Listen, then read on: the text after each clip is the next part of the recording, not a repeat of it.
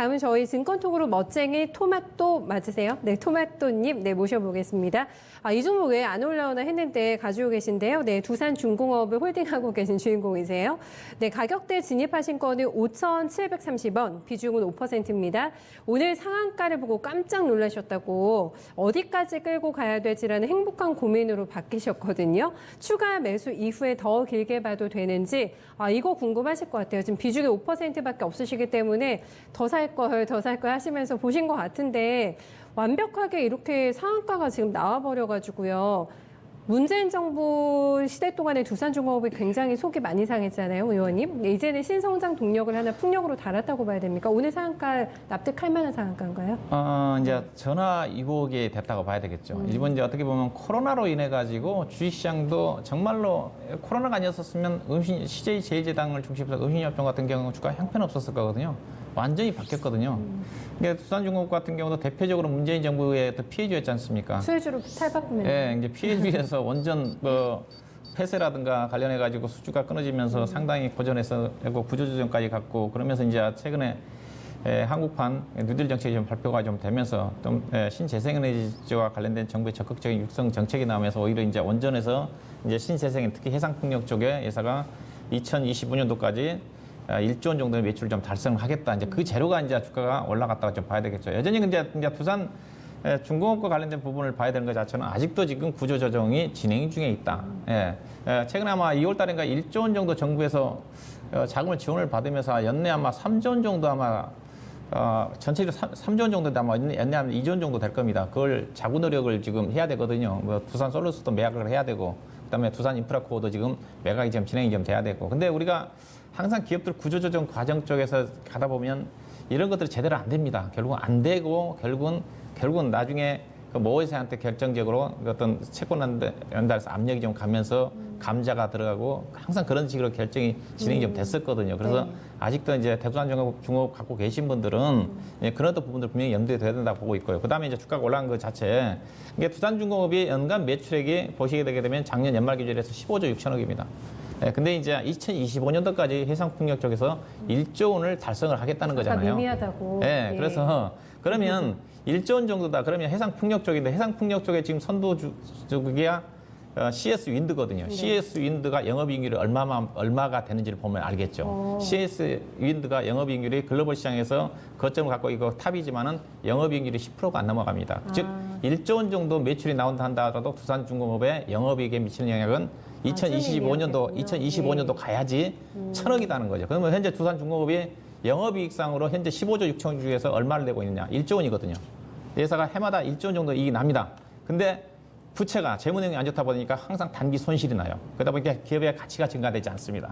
그래서 모멘텀 자체는 정말 좋은데 실질적으로 해상풍력과 관련해 가지고 회사 측에서 구상하고 있는 2025년도가 1조 원이 두산중공업의 기업의 가치에 영향을 미치는 것은 극히 미약하다.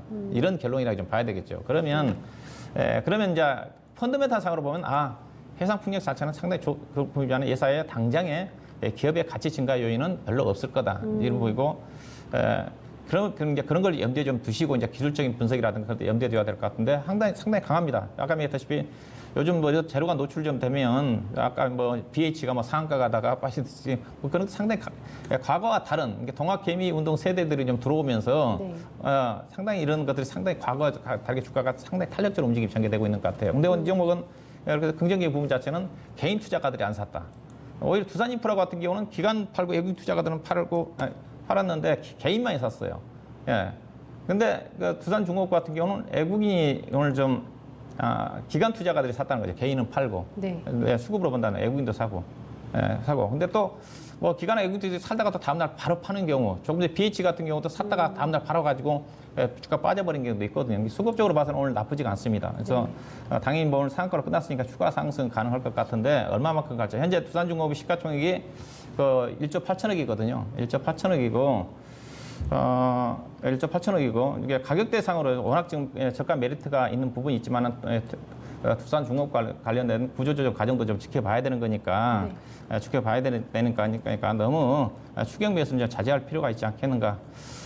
일단은 좀 저는 단계적으로 내일 급등을 이용해서 좀 단기적으로 좀 사신 분들은 저점에 사신 분들은 최근에 사신 분들은 뭐 장기 투자 보유하고 계신 분들은 아마 이 종목 아마 12,000원대 물리신 분들 많이 계실 것 같은데 내일 아마 시가를 이용해서 아마 7천 직전 고점이 한 7,500원, 600원 정도 되는 거니까 7,600, 700원 정도에서 단계적으로 이익 좀 실현하는 전략이 좀 필요하지 않겠는가 좀 그렇게 좀 말씀 좀 드리고 싶습니다. 시가총액 내일 넘어가면 2조 원이 넘어가거든요. 정말요? 예.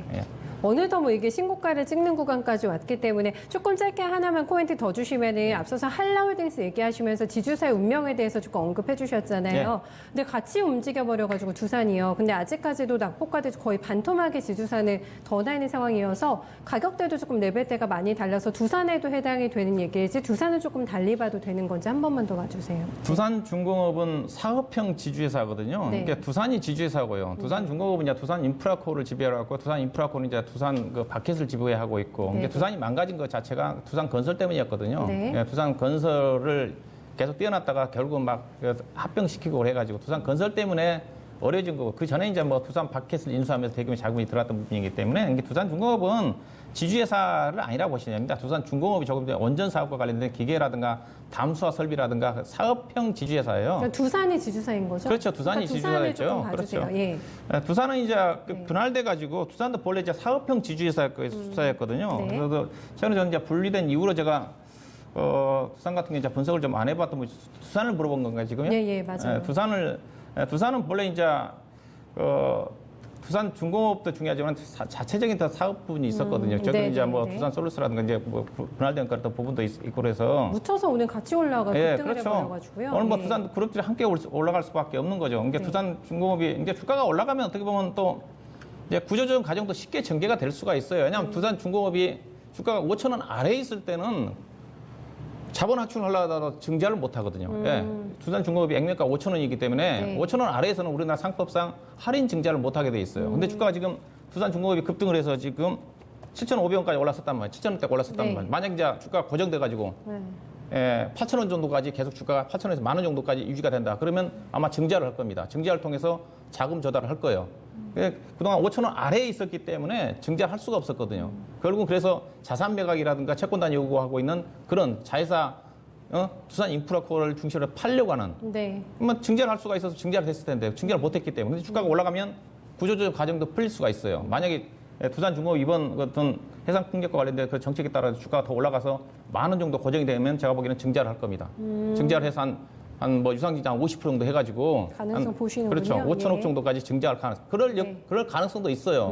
그렇기 때문에 물론 주가가 올라가면 그런 측면에 호재가 될 수가 있는 건데 두산그룹의 입장에서 보면 그동안 자금 조달을 주가가 안 좋아서 자금 조달을 못했는데 주가가 올라가면 유상증자를 통해 가지고 자금 조달을 할 수가 있다는 거죠. 충분히 저는 그런 가능성이 있다고 봅니다. 아, 알겠습니다. 다 염두에 두고 오늘 두산그룹주들이 워낙에 핫해서 제가 조금 더 곁들여서 여쭤봤는데요. 두루두루 살펴서 내 전략 확인해 주시기 바랍니다.